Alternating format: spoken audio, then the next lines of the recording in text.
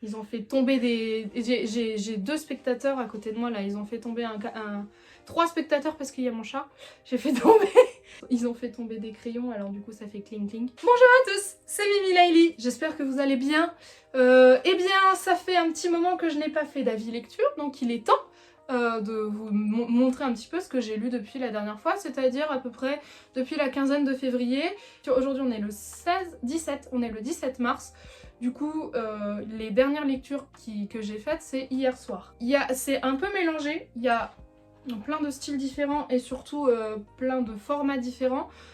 J'ai une très grosse lecture en cours qui me prend... que j'ai commencé il y a 2 semaines, mais en fait c'est que je suis en train de lire Le Trône de Jasmin. Donc déjà parce que c'est une belle pavasse, vous voyez mon signet il est à peu près au milieu du bousin. Mais c'est surtout parce que comme c'est un très beau relié, je ne peux pas l'emmener au travail ou dans mon sac si jamais je fais quelque chose. Du coup, je suis obligée de le lire exclusivement chez moi, donc j'avance pas très vite dedans non plus. Pourtant c'est une très bonne lecture, j'en parlerai du coup le mois prochain, hein, je pense. J'ai commencé aussi une autre lecture pour pouvoir, elle, la déplacer dans mon sac, et j'en suis qu'au début encore, vous voyez. C'est un Gilles Le Gardinier, et pareil, j'en parlerai du coup le mois prochain. Ça, je pense que ça me prendra beaucoup moins de temps de lecture. Qu'est-ce que j'ai lu depuis à peu près un mois? Ouais, c'est pas mal, hein. J'ai fait mes derniers avis lecture, c'était sur un mois. Là, c'est sur un mois. Je suis plutôt raccord. J'ai lu un premier roman qui s'appelle Ramania, rêverie à l'école de magie, écrit par un auteur qui s'appelle Simoni. Ramania, j'en ai légèrement parlé quand j'ai fait mon book haul de ce mois-ci parce que je l'ai déjà lu il y a un mois, du coup, quasiment. Je suis pas vraiment rentrée dedans, je vais être avoir un avis un petit peu plus détaillé que le premier parce qu'en fait, je disais, en fait, l'histoire, ça ressemble un petit peu à du Harry Potter dans de l'urban fantasy récent, enfin de la fantasy récente bretonne, sauf que je trouvais ça pas très maîtrisé. Il y avait des longueurs à des endroits, de choses qu'on n'avait pas forcément besoin de savoir et parfois des choses qui étaient écourtées par une espèce de Deus Ex Machina. Et le problème c'est que ça m'a fait cette sensation très régulièrement. On avait par exemple une confrontation qu'on attendait entre le personnage principal qui s'appelle Ramania et sa mère parce que on apprend que sa mère lui a caché plein de choses sur sa vie. Et en fait c'est pas une vraie confrontation, ça se passe... C'est une discussion qui se passe bien, alors c'est un choix, hein, mais du coup, en fait j'ai l'impression que rien n'avait d'enjeu. Il y a une vraie histoire, il y a vraiment des choses qui se passent, il y a des personnages qui décèdent, il y a un truc un peu compliqué, quelqu'un qui s'introduit dans les rêves des sorciers pour essayer de les tuer ou de les mettre dans un coma impossible à défaire, entre guillemets. Et donc il y a des vrais enjeux, sauf qu'en fait, les enjeux n'ont pas d'intérêt, je trouve, parce que tous les personnages qu'ils rencontrent sont noirs ou blancs, soit ils vont les aider à fond, soit non, ils les aideront pas parce qu'ils sont du côté des méchants. Il n'y a vraiment pas d'entre-deux. On est beaucoup plus souvent sur le « allez, tel personnage va les aider ». Il y a un personnage principal qui se fait des copines et des copains qui sont pas très caractérisés, donc il y a beaucoup de prénoms différents et je suis plus capable de redonner les prénoms de tout le monde et même pas vraiment leur trait de personnalité parce qu'en fait ils sont vraiment... Enfin, j'allais dire caractériser efficacement mais c'est même pas le mot parce que caractériser efficacement c'est il y a un point de personnalité très marqué. Là il y a des caractéristiques mais c'est même pas très marqué, ils sont pas très différents les uns des autres. Il y a des personnages féminins et des personnages en fauteuil et c'est très inclusif, c'est très mélangé.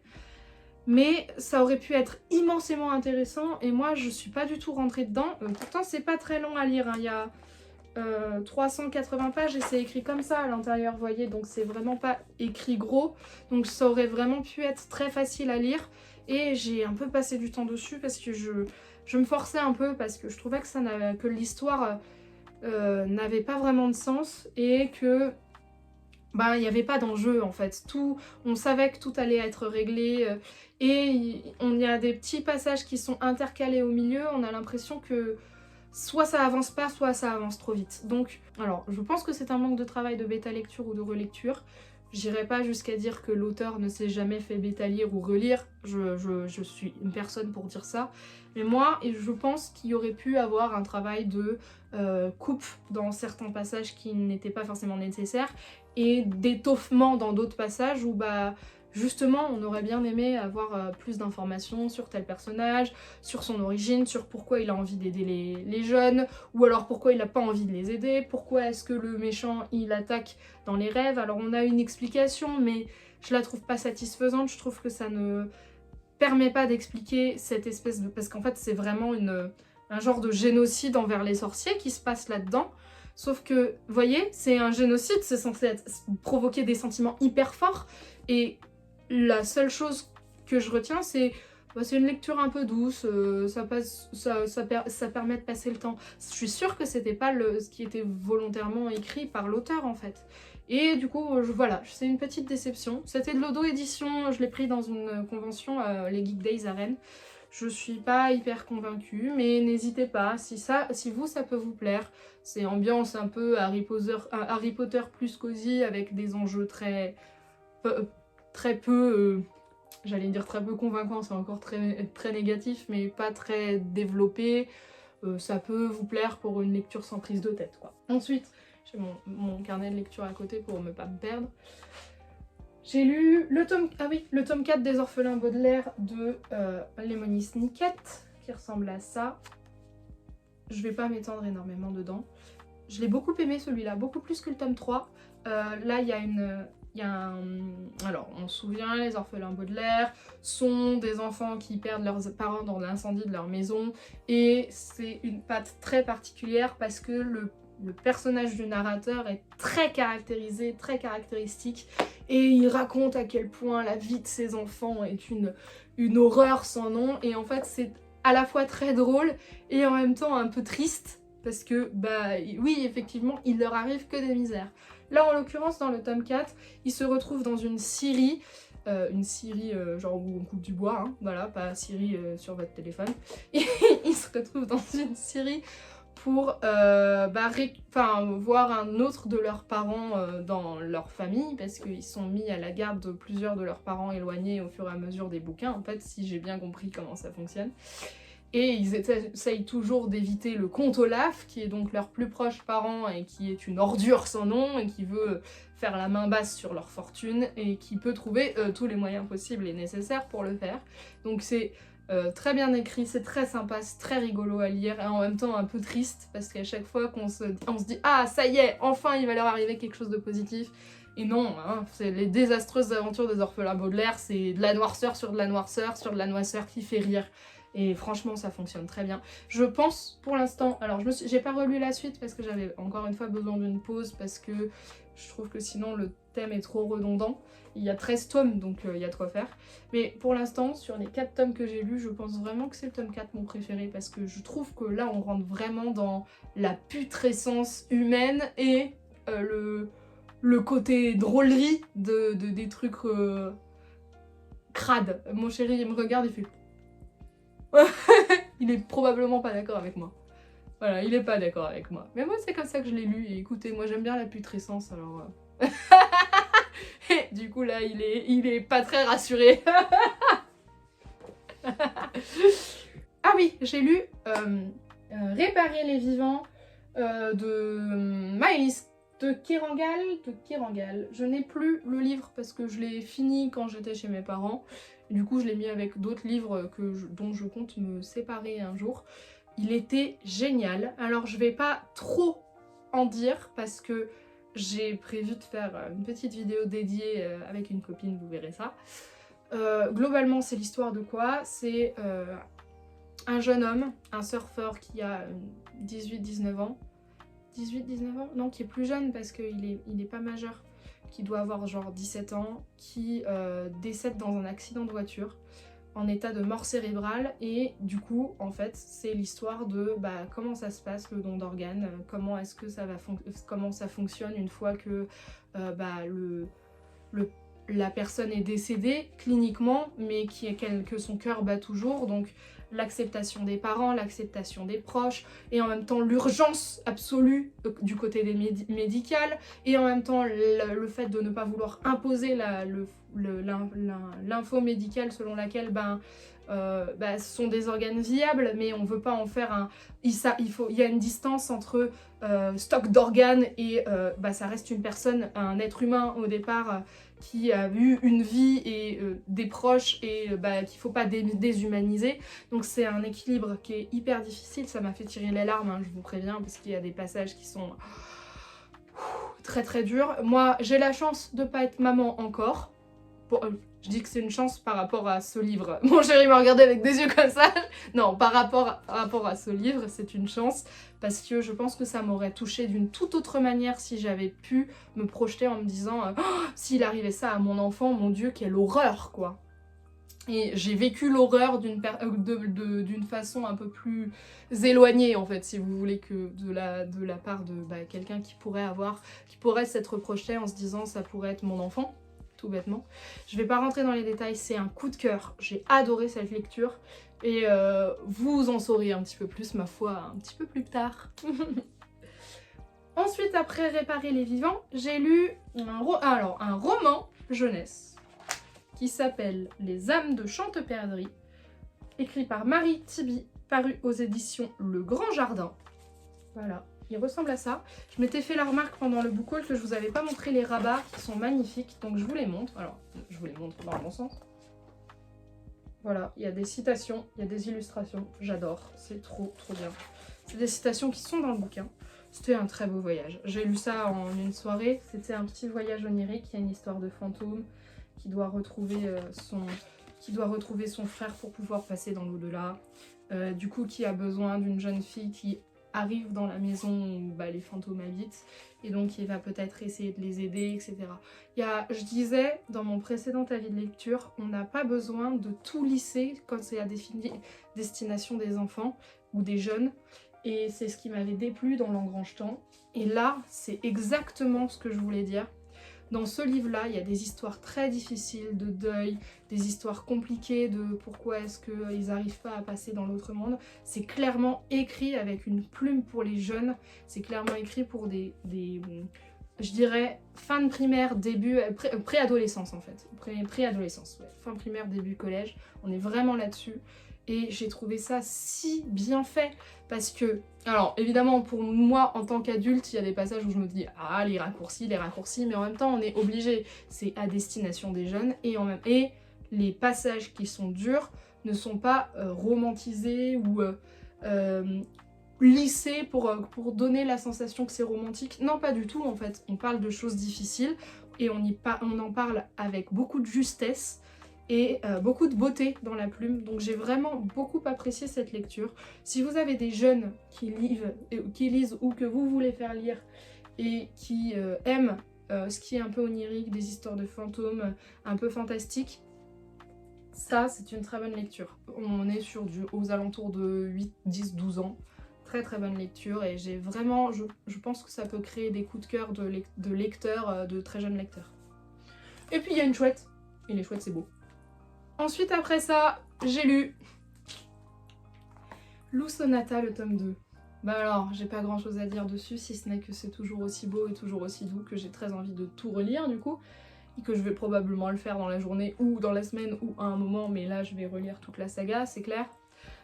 C'est l'histoire de Lou quand elle est maintenant aux études, elle est toujours... Alors, Lou Sonata 1, c'est l'apprentissage de sa vie étudiante. Là, elle décide de monter un festival avec ses amis à Mortebouze, donc la ville où habite sa grand-mère, et on voit les difficultés, la galère, mais aussi la joie, la bonne humeur, enfin c'est de la tranche de vie toute douce comme on aime. Regardez-moi comme c'est beau, c'est doux, c'est agréable à lire, les couleurs sont trop belles, la palette de couleurs est trop belle, les personnages sont tous hyper attachants à leur manière et c'est très vrai en fait. Julien Nil, c'est l'auteur, hein. Julien Nil, il a cette particularité de cerner particulièrement la beauté et la beauté humaine en fait, et c'est ça qui se retranscrit là-dedans, c'est vraiment très bien. Et paru chez Glénat comme tous les autres loups. Voilà, il me semble qu'il existe une version intégrale de la saison 1 qui est en 8 tomes. Et voilà, la saison 2, Sonata, c'est toujours aussi bien. J'ai lu ensuite Le billet gagnant de Mary Higgins Clark, paru aux éditions du Livre de Poche, qui est que j'avais récupéré en boîte à livres il y a un moment. En fait, je m'étais trompée sur le contenu, je pensais que c'était un roman avec un couple qui devenait subitement millionnaire et du coup ça allait devenir un policier et ou un thriller. Je sais que Mary Higgins Clark, elle est très connue dans le monde du policier contemporain. En fait, c'est pas du tout un roman, c'est un recueil de nouvelles. Du coup, je l'ai lu, je l'ai un peu, comme je fais souvent avec les recueils de nouvelles, je l'ai un peu espacé au fur et à mesure du temps, sur une période d'à peu près 2 semaines, je dirais. À la fin, j'en avais un peu marre, parce que c'est toujours un peu pareil. C'est tout... En fait, c'est à la fois très satisfaisant, parce que toutes les nouvelles vont là où on veut qu'elles aillent, mais du coup, ça a le côté de, bah oui, mais je suis pas surprise. Pour du roman, pour des nouvelles policières, c'est pas... Vous voyez, ça perd un peu de son intérêt. Les personnages sont hyper touchants. Là, en l'occurrence, ce sont Willy et Alvira. Je ne connais plus leur nom de famille. Mihan, je crois, un truc comme ça. Qui ont gagné à la loterie 40 millions de dollars et qui du coup depuis vivent leur vie comme ils ont envie de la vivre. Et elle, Alvira, qu'est-ce qu'elle aime dans la vie? C'est résoudre des enquêtes. Du coup elle va toujours se retrouver confrontée à des histoires rocambolesques, des meurtres ou des vols ou des enlèvements, des trucs comme ça, et elle trouve toujours un moyen d'aider la police ou de faire son enquête dans son coin. Je la trouve très humaine, j'aime beaucoup les personnages de Willy et d'Alvira, j'ai vraiment beaucoup aimé les suivre. Il y a d'autres personnages que j'ai trouvés sans intérêt, il y a des nouvelles qui ont moins d'intérêt que d'autres. Moi personnellement, le nouvelle sur les vols de diamants et tout, celle-là, elle m'a vraiment pas du tout intéressée. Mais il y a eu des nouvelles sur des kidnappings d'enfants, des histoires de meurtres sentimentaux, etc. etc. Et là, il y avait une vraie envie de découvrir ce qui allait se passer. Et encore une fois, comme je le dis, c'était assez satisfaisant parce que l'arrivée, c'est ce qu'on avait envie de voir. Mais du coup, effectivement, ça a un petit peu le défaut de sa qualité. C'est pas transcendant. Moi, j'ai relativement bien aimé, mais c'est pas un coup de cœur, on n'est pas là-dessus du tout. Je disais, à la fin, au bout des 2 semaines, je commençais à en avoir un peu ras-le-bol. Donc j'ai un peu fini ça à la va-vite. Mais il y a eu de très bonnes choses là-dedans. Et puis, si vous lisez les nouvelles une par une, ouais, je pense que c'est comme ça qu'il faut le lire, en fait, de toute manière. J'ai lu également...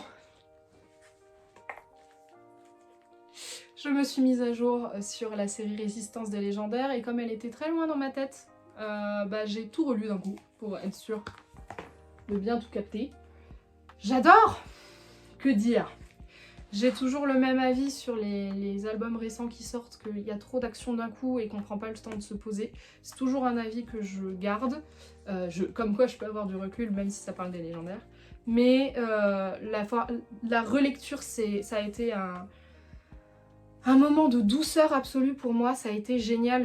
Alors hier soir j'ai eu un moment j'avais besoin vraiment de lecture doudou et je me suis dit vas-y, lecture doudou, les légendaires, t'en as dans ta palle, go quoi.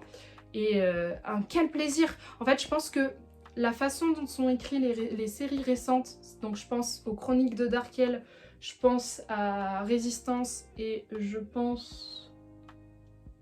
Eh bien, en tout cas, c'est à eux, parce que Stories et Origins, c'est pas vraiment fait de la même manière. Donc en tout cas, je pense à ces deux-là. Je pense que ça a beaucoup plus d'intérêt si on lit tout d'un coup. Parce que c'est découpé en différents tomes, donc il y a quand même un fil conducteur par tome.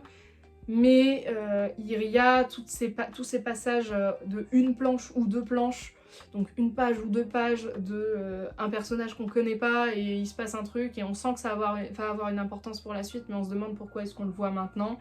Et ça m'avait fait beaucoup... Ah si, c'est ça que je voulais dire dans la partie World Without de la série principale. C'est ça aussi, je pense que ça a plus d'intérêt quand on lit tout d'un coup, plutôt que quand on lit tome par tome.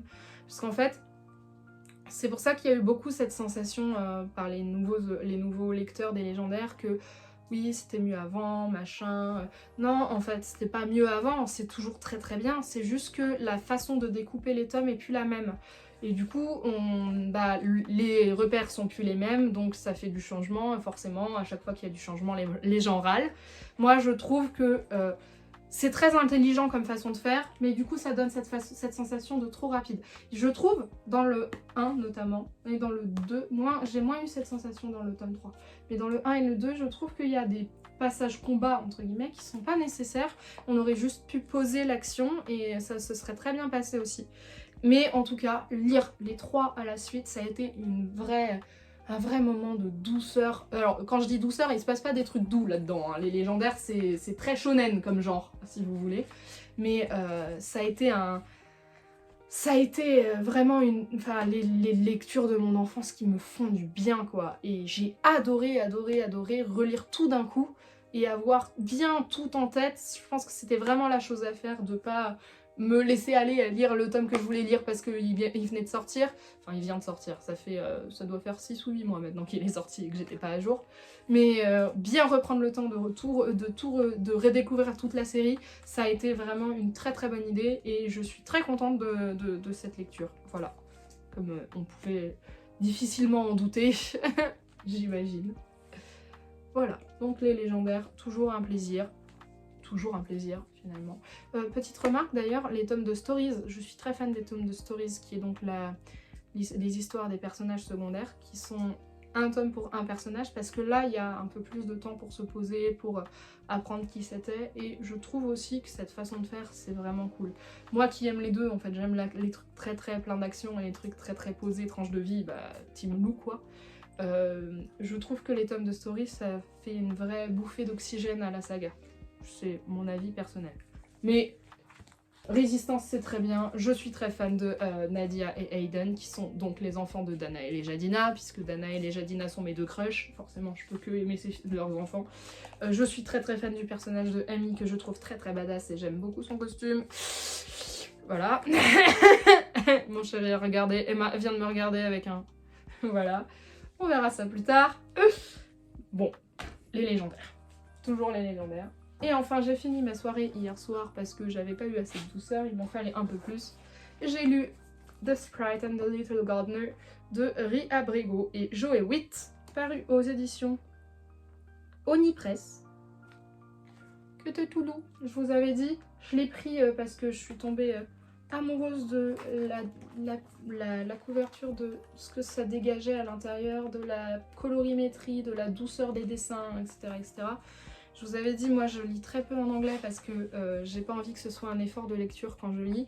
Donc là j'ai lu avec Google Trad à côté de moi pour pour pouvoir connaître les mots de vocabulaire si je buguais. Il se trouve que j'ai assez peu bugué et que j'ai dans l'ensemble bien compris l'histoire. On est sur l'histoire d'une petite fée, donc Sprite, hein, c'est pour des fées, des lutins, tout ça. Une petite fée qui arrive dans une communauté de petites fées et qui se rend compte qu'elle a envie d'aider la petite jardinière du jardin d'à côté à faire fleurir ses fleurs. Sauf que y a une règle tacite qui a été créée dans le monde des fées, c'est depuis l'arrivée des humains qui ont des jardiniers et qui du coup s'occupent des fleurs et s'occupent des jardins, bah de leur côté à eux, de eux et elles, ça ne sert plus à grand chose d'utiliser leur pouvoir magique pour faire fleurir ou aider les plantes à grandir. Il suffit simplement de les entretenir correctement comme des humains et de faire en sorte que les insectes qui sont nécessaires, n'est-ce pas, à la biodiversité, puissent s'épanouir dans les jardins. Et elle est pas d'accord, elle a envie de rendre heureuse la petite jardinière, donc elle va utiliser ses pouvoirs et la petite jardinière, quand elle va se rendre compte que c'est pas elle toute seule qui fait grandir les plantes, et ben il va y avoir un petit conflit, mais c'est pas un vrai petit conflit, et puis c'est très doux, et puis c'est très mignon. Et puis c'est plein de bonnes intentions, plein de douceur. Et c'est trop bien parce que ça commence par, bah voilà, au commencement il y avait les fées, c'était elles qui s'occupaient des jardins, et puis il y a eu les humains, mais j'imagine que c'est toujours à peu près bien, ou plus ou moins, et puis ça finit par, au début il y avait les fées qui s'occupaient des jardins, et puis maintenant il y a aussi les humains, et puis c'est très bien que les deux travaillent ensemble. Et pour une fois qu'on n'a pas un truc qui dit oh, l'arrivée des humains, ça a créé une catastrophe dans la biodiversité, dans l'écologie, la planète va mourir. Ça fait du bien d'avoir un truc un peu positif sur un peu de douceur quoi. Et qu'est-ce que c'est mignon, qu'est-ce que c'était mignon. Voilà, j'ai vraiment beaucoup aimé cette lecture. Ça se lit très facilement, en fait c'est très graphique, il y a très peu de lecture. Mais regardez-moi ces planches. Regardez-moi ces planches quoi, c'est trop beau. Il y a une planche que j'avais adorée. Celle-là par exemple. Voilà, la douceur de ces petites fées. Il y a une autre planche où elle fait sa magie pour la première fois et Et c'est super doux. Et regardez-moi la petite jardinière qui découvre la fleur qui a fleuri, qui s'est ouverte. C'est trop dingue. Voilà, bon c'était très mignon. Et il a une très bonne place dans ma bibliothèque parce que il est sur un endroit avec une plante devant lui, une petite fée endormie des jardins et un petit bocal avec 3 noiraudes. Donc c'est vraiment fait pour. Je prendrai une photo et je vous la mettrai sur le montage parce que vraiment je trouve que c'est parfaitement la vibe. Bien, voilà les lectures que j'ai faites. Alors hein, c'est pas des lectures qui sont très longues, hein. On n'est pas sur de la grosse littérature et de la grosse lecture là ce mois dernier. Écoutez, moi ça me va du moment que j'arrive à lire un petit peu, à l'utiliser comme doudou et à ne pas me mettre la pression pour lire des romans et des romans et des romans et des romans. Je suis tout à fait contente de moi.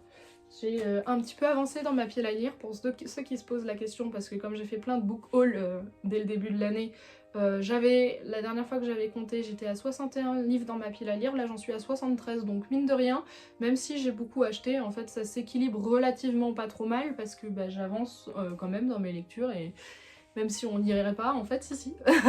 Voilà. Bon, et bien sur ces belles paroles, je vous souhaite à toutes et à tous de très belles lectures comme d'habitude. Je vous souhaite d'être heureux et je vous fais des bisous. Ciao!